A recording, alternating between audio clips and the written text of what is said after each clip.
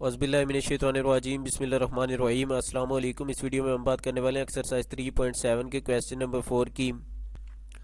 The composite object in the illustrations at right. देखिए वो क्या कहता है कि जो आपके पास एक कंपोजिशन ऑफ ऑब्जेक्ट्स है, यानी कि कुछ ऑब्जेक्ट्स आपस में मिलाए गए हैं जो कि आपको राइट साइड पर नज़र आ रहे हैं। कंसिस्टिंग ऑफ टू हेमिस्फीयर, वो कहता है कि ये दो हेमिस्फीयर पर मुश्तमिल है। एक ये आपके पास राइट है, दूसरा लेफ्ट साइड पर हेमिस्फीयर है। Which are connected by cylinder, जो क्या है सिलेंडर से कनेक्ट किए गए इन बिटवीन, इन दोनों के दरमियान में। फाइंड द ऑब्जेक्ट्स, हमने क्या करना है, सरफेस एरिया और वॉल्यूम मालूम करना है। तो देखिए इस सिलेंडर की जो हाइट दी गई वो हमारे पास क्या है 6 है, और यहाँ पर जो इसकी डायामीटर दिया गया सॉरी वो क्या है आप लोगों के पास 2 है। तो चलिए सबसे पहले हम इसका जो है ना सरफेस एरिया निकालते हैं। तो देखिए यहाँ पर हमें जो हाइट दी गई है वो क्या है 6 इंच है। इसी तरह से जो डायामीटर दिया गया था वो क्या था 2। अब हम सबसे पहले क्या निकालते हैं, इसका रेडियस निकालते हैं।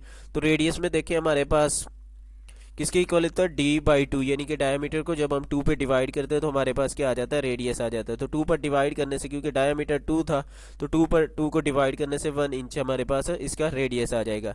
अब हम सबसे पहले जो हेमिस्फीयर है जो इसकी साइड्स पे दिया गया है ये वाले, इनका जो है ना एरिया निकालते हैं। एक का निकालते हैं, फिर दूसरे का, क्योंकि दोनों बराबर है तो फिर उसे 2 के साथ मल्टीप्लाई कर लेंगे। तो देखिए हमारे पास एरिया ऑफ हेमिस्फीयर वो किसके इक्वल होता है 2πr² के, 2πr² के। अगर फुल होता है यानी कि पूरा स्फीयर होता है तो वो 4πr² के होता है। यहाँ पर क्योंकि ये हाफ है, हेमी है, तो इसलिए क्या होगा आधा स्फीयर का 2πr²। अब r की वैल्यू देखें तो वो हमारे पास क्या है 1 है, तो यहाँ पर हम क्या करेंगे 1 पुट कर देंगे। पाई की वैल्यू 22/7 और साथ 2 के साथ मल्टीप्लाई। तो जब इसे मल्टीप्लाई करते हैं यानी पाई को 2 के साथ मल्टीप्लाई करने से 6.28 इंच स्क्वायर आ जाएगा। ये हमारा हेमिस्फीयर का एरिया हो जाएगा। अब हम लोगों ने क्या करना है, इसके दरमियान जो सिलेंडर है उसका भी जो है ना एरिया निकालना है। तो सिलेंडर के लिए जो फार्मूला है वो हमारे पास क्या होता है 2πr/h। अब 2 वैसे ही आ जाएगा, पाई की वैल्यू 22/7, आर हमारे पास 1 और एच हमें क्या दिया गया है 6 के इक्वल, तो यहाँ पर वो 6। तो मल्टीप्लाई करने से ये 37.70 इंच आप लोगों के पास आ जाएगा। अब टोटल सरफेस एरिया है, तो टोटल सरफेस एरिया के लिए क्या देखें हमारे पास 2 हेमिस्फीयर थे, एक लेफ्ट साइड पर एक राइट साइड पर, और एक हेमिस्फीयर का जो एरिया था वो क्या था 6.28 था ये एक का। तो मैंने इसलिए इसे 2 के साथ मल्टीप्लाई किया है, क्योंकि 2 थे तो 2 के साथ मल्टीप्लाई कर दूंगा 6.28 को, प्लस जो आपके पास इसके सिलेंडर का एरिया वो 37.70 है।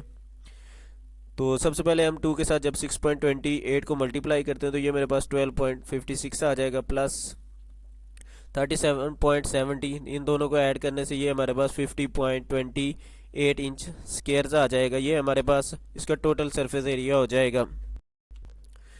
देखें तो वॉल्यूम के लिए हमारे पास जो इसका हाइट है वो 6 और रेडियस 1, जो कि हम जानते हैं पहले से ही। वॉल्यूम ऑफ हेमिस्फीयर, तो जो इसका हेमिस्फीयर के लिए हमारे पास जो फार्मूला है वो क्या है 2/3πr³। अब 2/3 वैसे आ जाएगा, पाई की वैल्यू 22/7, आर आपके पास किसके इक्वल है 1 के, तो 1 का क्यूब ले लेंगे। 1 का क्यूब लेने से कोई फ़र्क नहीं पड़ता, जब 22 को 2 के साथ मल्टीप्लाई करेंगे तो 44, और 44 को जब आप 21 पे 3 के साथ 7 को मल्टीप्लाई करते हैं तो 21 आप लोगों के पास आ जाएगा। और डिवाइड करने के बाद आपके पास 2.10 इंच क्यूब आएगा, क्योंकि वॉल्यूम है। इसके बाद देखें आप लोगों ने जो है ना वॉल्यूम ऑफ सिलेंडर मालूम करना है, तो जिसका फार्मूला क्या है πr²h। अब पाई की वैल्यू आप लोगों के पास 22/7, आर आपके पास 1 का स्क्वायर और एच 6, जब मल्टीप्लाई करेंगे तो ये आपके पास 18.85 आ जाएगा इंच क्यूब। अब देखें आपने एक जो हेमिस्फीयर था उसका एरिया निकाला था जो 2.10 था।